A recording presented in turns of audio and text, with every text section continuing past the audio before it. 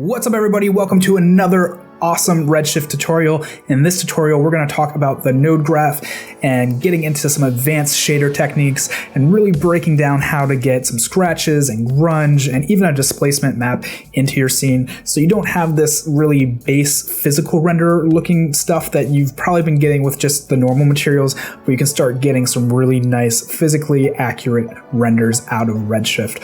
Alright guys, let's hop into it.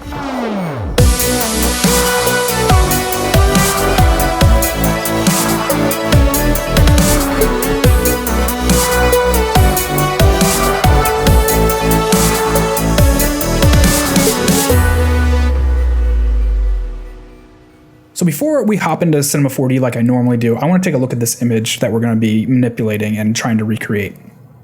So I made this in Redshift earlier, and it is two materials put together with a bunch of textures and a displacement map and some reflection scratches and diffuse scratches and various things, all from the French Monkey. So if you don't have his texture pack or you're looking for textures to follow along, go check out the French Monkey. He's got awesome packs for texturing things and adding grunge and scratches and smudges and different things to really make this look more realistic and not just a standard render. So I just want to go over that before we hop into Cinema so you can get an idea of what we're working with or working towards in this tutorial. All right, so now we're inside Cinema 4D and I'm going to break down the scene a little bit. So we've got three area lights, a cool one on the head and then two warmer ones off to the side. So you can see it's a little bit orange over here and mostly blue here. And then we've got our model and we've got a leftover missing model icon there that I'll take out. And that's pretty much it. We're going to keep this scene really light and simple just so we can get into the nitty-gritty of the node. So we're going to start with just a base Redshift material, and I keep all my information docked here so you can add yours in wherever you need to. And I'm going to start off by renaming this base because we're actually going to work with a couple different materials and merge them together, and we can go ahead and put this on the model. And the base material for Redshift is plastic, so we've got this plastic look. And there's two ways you can get into the node graph from here. So first, if we double tap on this here and hit edit shader graph, it'll bring us into there. And it's also available in this menu here.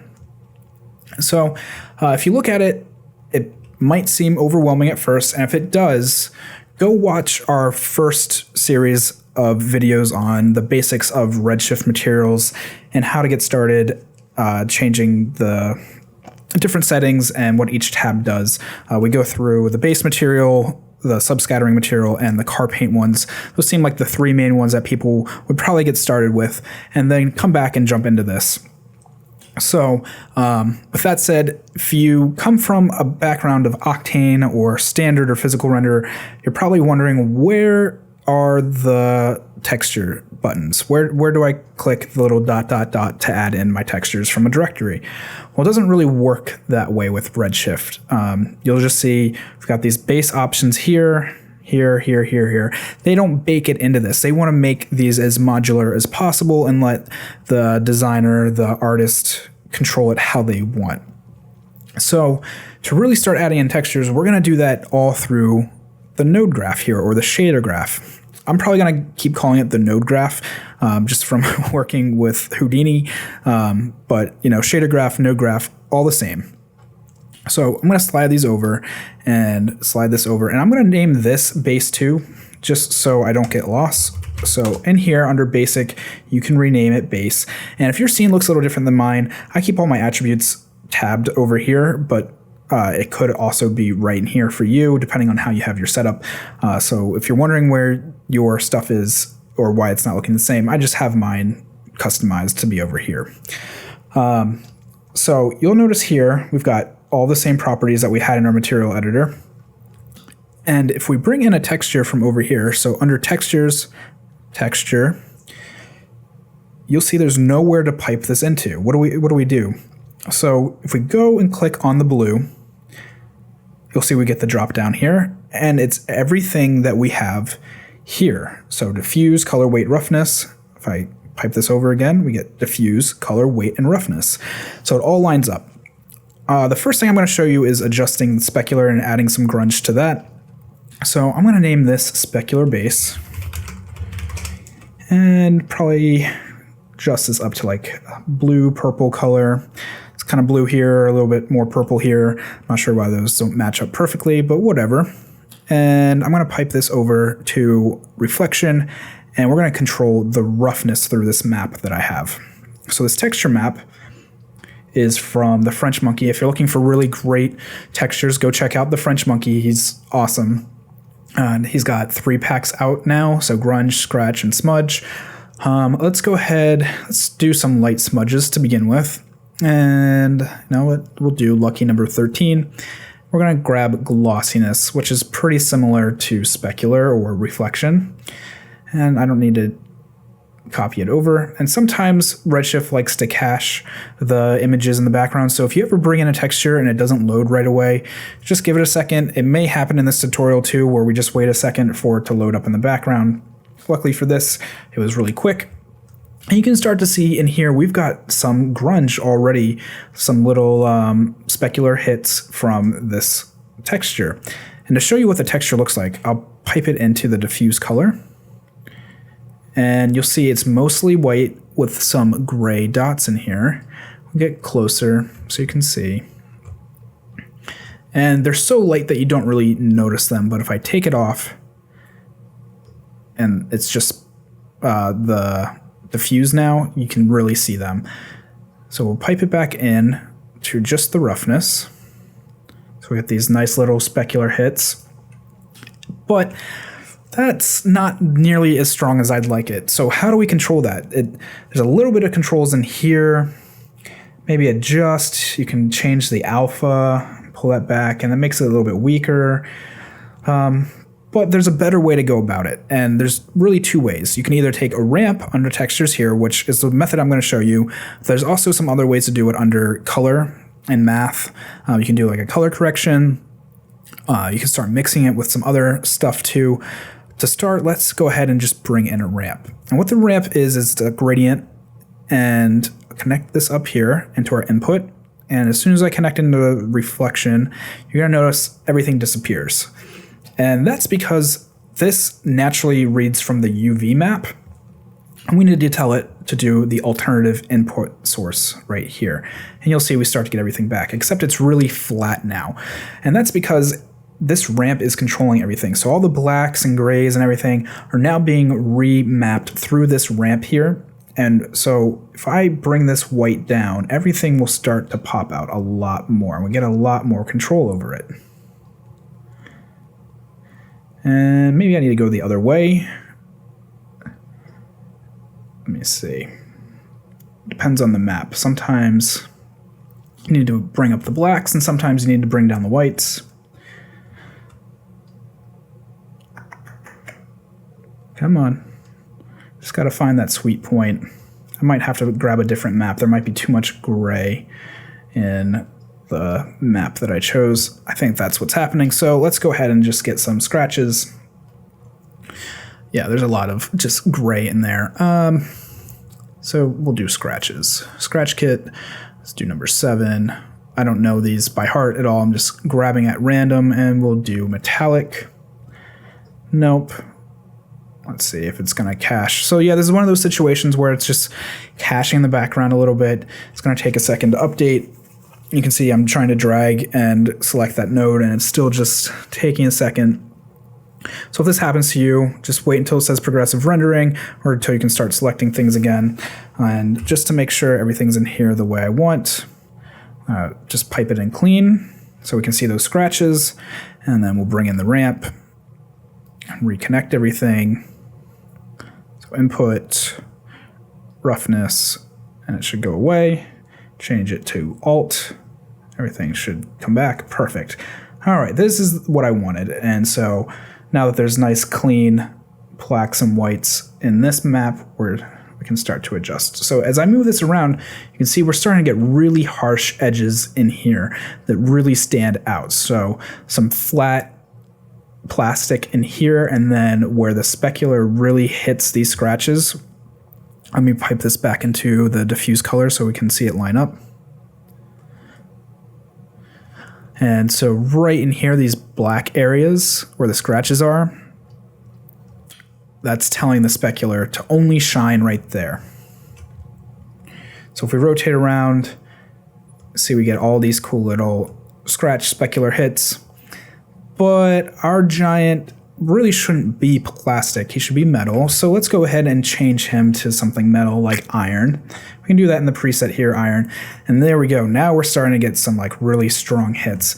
But it seems like this should probably be reversed, right? So everywhere that is black should probably not be strong, and everywhere that's white should actually be the iron. And we can do that simply by right-clicking on this here and do invert knots, or adjust and hit invert, and now we'll get the exact opposite. So now that seems about right. It looks like he's got iron and he's been in a battle and he's all beat up and rough. Maybe if you've seen the movies from when he was crash landing on Earth. Got all these scratches. However, this iron looks way too shiny still, so I'm going to start to adjust the reflection and the weight a little bit. I'm just going to do a regular IOR, and I think maybe like a 2.2 be a bit better. Yeah, that's looking a little better, and I like GGX because it kind of rounds it out a bit more. And, you know, I'm going to bring this weight back just a little bit and add in a little bit of diffuse. Just maybe like a happy little tree of 0.025. So that's looking pretty good. Still a little bit shiny, so maybe we should add some more specular adjustments. Maybe scratch this up some more. And the way we can do that is, if you've ever used Photoshop, they have something in Redshift that's like a mini Photoshop, and that's called a color layer. And a little warning that it won't read your textures right away. So if I was to pipe this right into base color and then put it into the reflection roughness, you'll see everything goes away. And even if I make sure it's not being mixed with this black here, it still gets kind of screwed up. And if I go to add, still kind of screwed up. And so you really need to have this ramp, I've found. And, you know, if you're watching this and you're screaming at me saying, no, I'm an idiot, there's other ways to do it. Okay, cool. Leave a comment and let me know, because I can't seem to get this to work without a ramp. It's just a little bypass that I've had to deal with. So I'm going to go ahead and set this back to normal. And see, I'm already having trouble with it. I think if I do average, there we go. Yeah, if I set that to average and have a ramp, that's what I have found to work best. But like I said, if you know a way to do it without having a ramp, please let me know so I can update everybody. So we've got that piped in here, and I've duplicated this, and this isn't going to be our base anymore. This is going to be spec, we'll say 02, and we can make it a little bit lighter but keep it in the same family there. Now it's kind of showing up as purple. And let's find some other scratches, maybe a grunge this time. It's a little bit broader hits. We'll do 5. And that's not the one I meant to choose. It was clicking too quickly. And we'll do dirt. Nope, don't need to copy it. And we will pipe it into layer 1 color.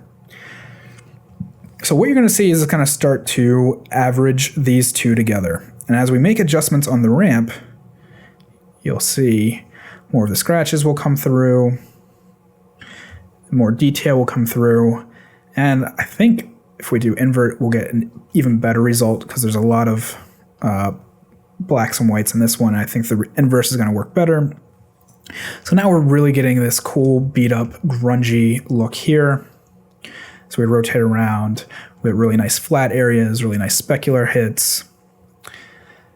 And that's all good, but what if we want to add some like real scratch details, like if that had some depth? So we can do that very easily with a bump map.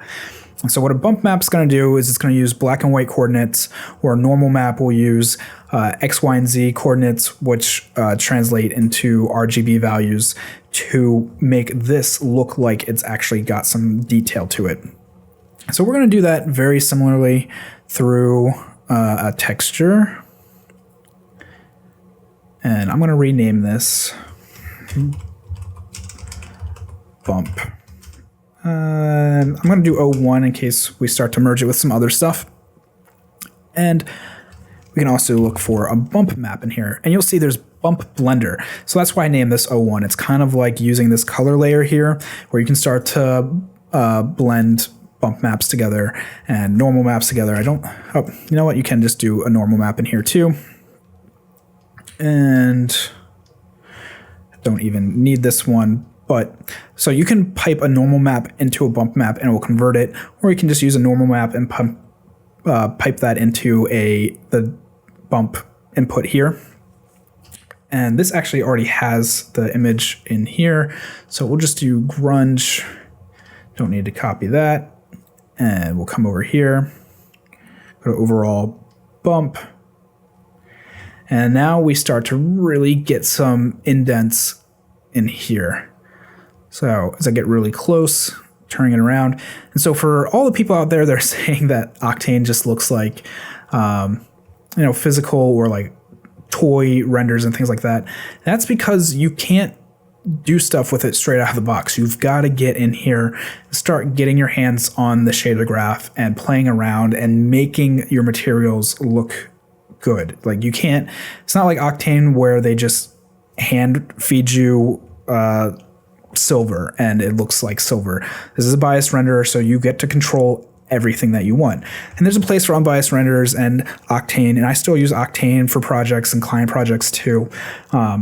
I've just really come to love the way this works, and coming from Arnold and how it ties in with so many of the same features, it just seems to make sense to me a lot more. So that's why I'm making these tutorials. But I hear a lot of you saying it just doesn't look real enough. So this is how you do that. You can't just rely on the base shaders. So as we're looking around this, you can see we've got some really nice details in there with the scratches. And let's look around over here. It's looking all right, but maybe we can go a little bit further still. So I like these iron spots and how they're coming through and what's happening, but I want more variety. So what we're going to do is we're going to take a whole new layer and get started with that, or a whole new material and get started with that. So I'm going to grab another base material, and I think I'm going to make this one, we'll do copper, and I'm just going to call this copper, and maybe make it kind of an orange like copper. And to start, I'm going to put it into here just to make sure it's updated nice. So yep, that's looking exactly what I want. And what you can do is blend materials together too, just like we saw with the bump blender. So there's bump blender, there's a displacement map blender, here is material blender. So this is going to be the same deal. We've got our base here, and we're going to put it in our base color. If I put it back to our surface, you'll see it goes back, and we've got everything that we've already done.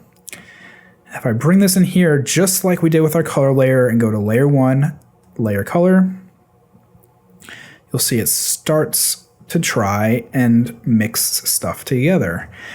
And what we're going to need to do is adjust our blacks and whites. So what happens is it's trying to take data from this, but because it's all the way at black, it's saying don't take any.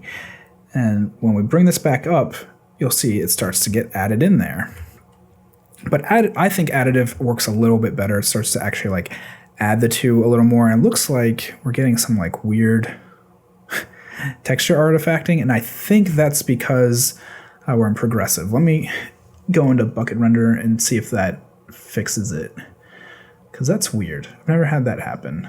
Yeah, so that cleans up. Okay, so you can see the details in there, but it's not nearly what I want. So what we can start to do is take some of these textures that we've already added in and pipe them into our copper and invert them a little bit and play with them a little bit. So from here, double click on that to get our out color again. And I'm going to go into reflection and then roughness. And you'll see it adds up to the same spots.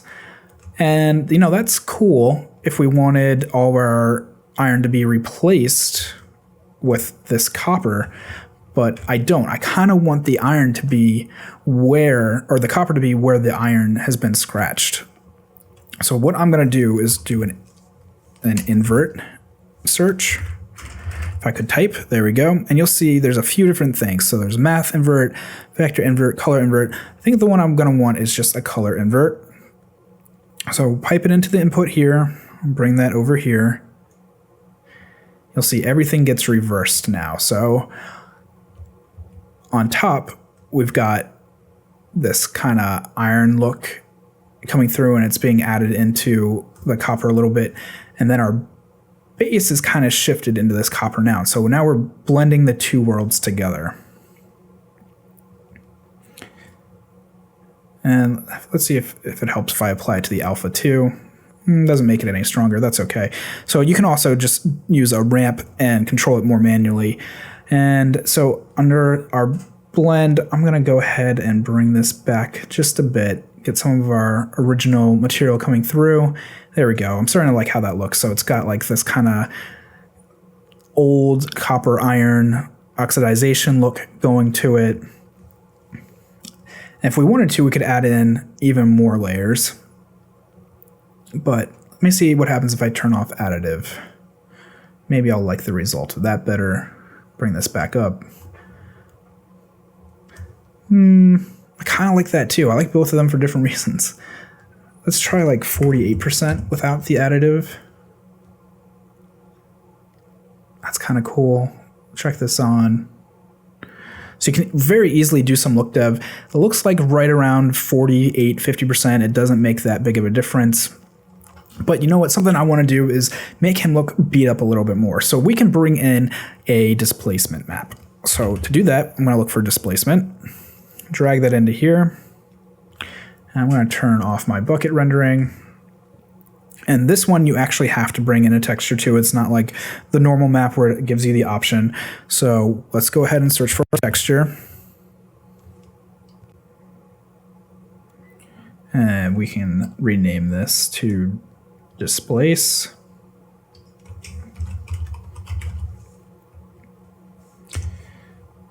And I'm going to stop this for a second because I think the recording plus going with all the textures is kind of making my mouse jump around a little bit.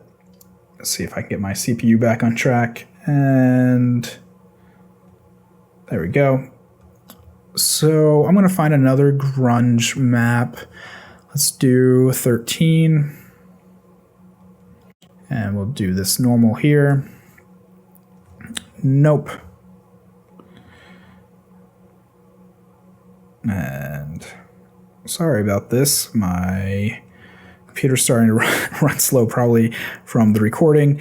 Come on, there we go. Oh, doesn't want to like me at the moment. There. Drop down. Come on, don't crash. You can do it. You can do it. There we go. Sorry guys, sorry this is lagging a little bit. And then we just want to go down to texture, texture map. Give that a second to think. And then we're going to grab the out of this, go to our output, and in our output, we can do some displacement. And it's the first option right there. So pipe that right into that. And all right, sorry for the little hiccup there. My recording software was crashing in the background, so it crashed. And so now we're back to this. It brought down everything. So if it looks a little different at the moment, it's just I've recreated the model. And I am at the same point where I want to hook up the displacement. So here's our texture. And here's displacement. And I'm going to go ahead and grab this out point and put it in displace. Which, let me open this back up for you guys.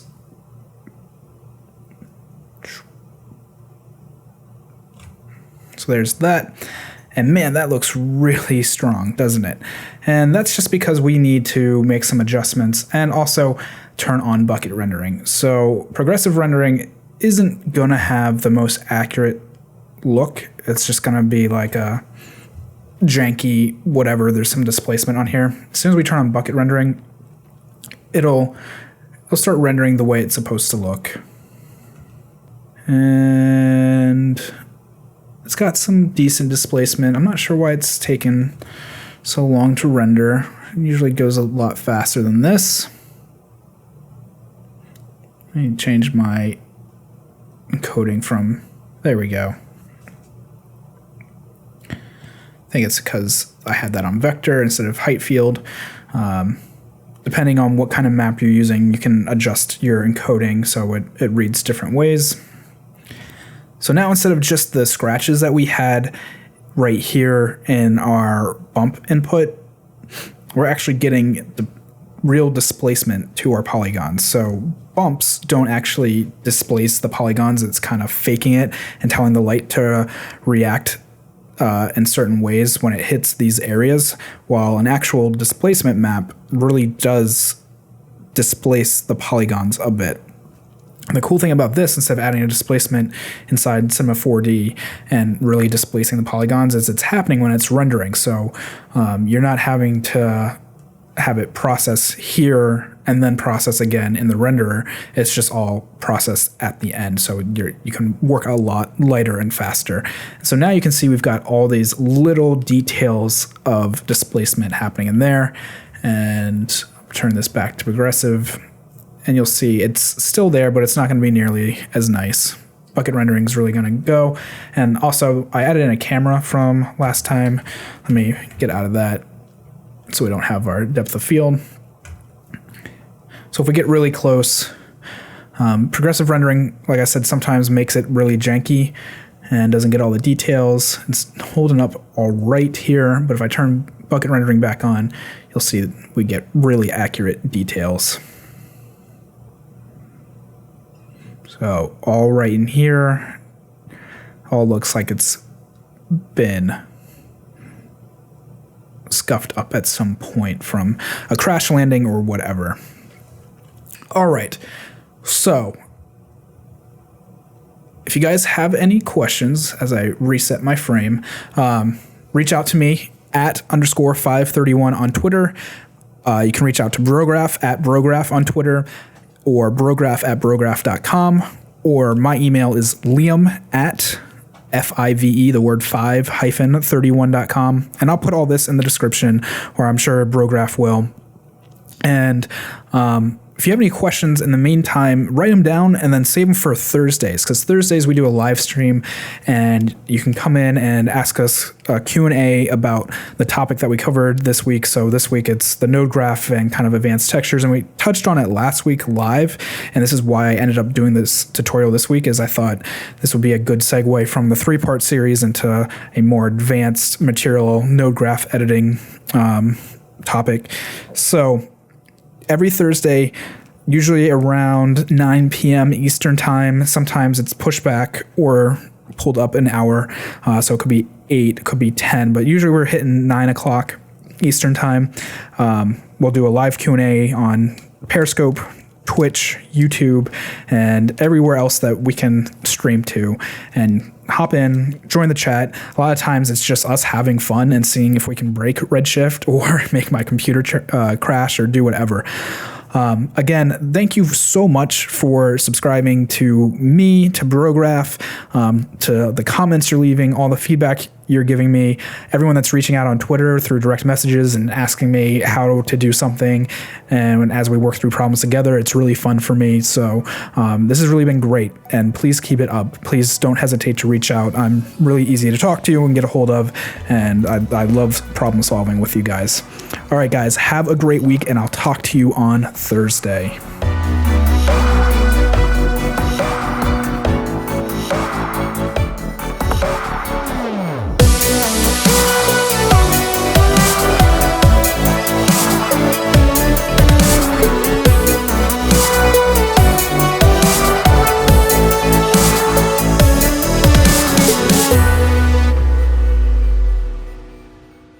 Brograph.com, an online resource for learning Cinema 4D, After Effects, and other motion graphics tools specifically catered to help you prevail as a motion graphic designer. What's up, bros? Welcome to another Brograph motion graphics tutorial. With tutorials, plugins, and now a podcast with tens of thousands of listeners worldwide. Yeah, it's a great community to be part of. We give you professional time-saving tips, industry news, interviews, shortcuts, and lessons that help keep you current in the world of motion design. throw in HDR Studio, take the render settings, pick the HDR, put in a reflection, and gorgeous. I love projects that scare me. When our art director comes to us and asks for something that I had never done before, man, it gets me pumped. Our weekly long-form podcast will give you the latest news, help you in your file management, hardware configuration, and client relations. Learn about the latest render engines, modeling techniques, and workflow integration while staying entertained. Real nice banana. Ah, that's so funny. All right. I'm going to live forever. Our Brograph talks are a chance to see the way industry leaders from around the globe are changing the face of motion design. Sometimes you got to make stuff that you're not going to put on your reel, and I'm not here to judge. The podcast and talks include people like Beeple, Barton Damer, Nick Campbell, Andrew Kramer, David Ariev, Chad Ashley, Paul Babb, EJ Hassenfrost, Mitch Myers, Chris Schmidt, Jules Urbach, Cornelius Dammert, David Brodeur, Andy Needham, Caitlin Kaju, Zubair Parker, Noseman, Ryan Bean, Casey Hupke, Nick Lyons, Sage, Joey Korenman, Jeremy Cox, Rick Barrett, John Dickinson, Matthias Omatola, Patrick Goski, Brandon Clements, Steve Teeple, Tom Glimpse, Patrick Longstream, Julia Simone, Devin Coe, Al Heck, and even Deadmau5. You get that render done. Yeah, you better frame what? Our Brograph breakdowns go behind the projects and give you an insight on what it's like to manage and maintain your own personal business or work for a large company. Join us for live sessions, check out our useful plugins, watch time-lapse projects, interact with us, and send us email questions and topic ideas. Or just hit the Rando Render button and do an imaginative daily that'll keep you on your toes. Take all your dreams and let's do it! Subscribe today and get automatic updates on the latest tutorials, tricks, tips, and inspiration brought to you by industry professionals Dave Koss and Matt Milstead. We don't care how you get here, folks. Just get here. Subscribe now to Brograph Tutorials.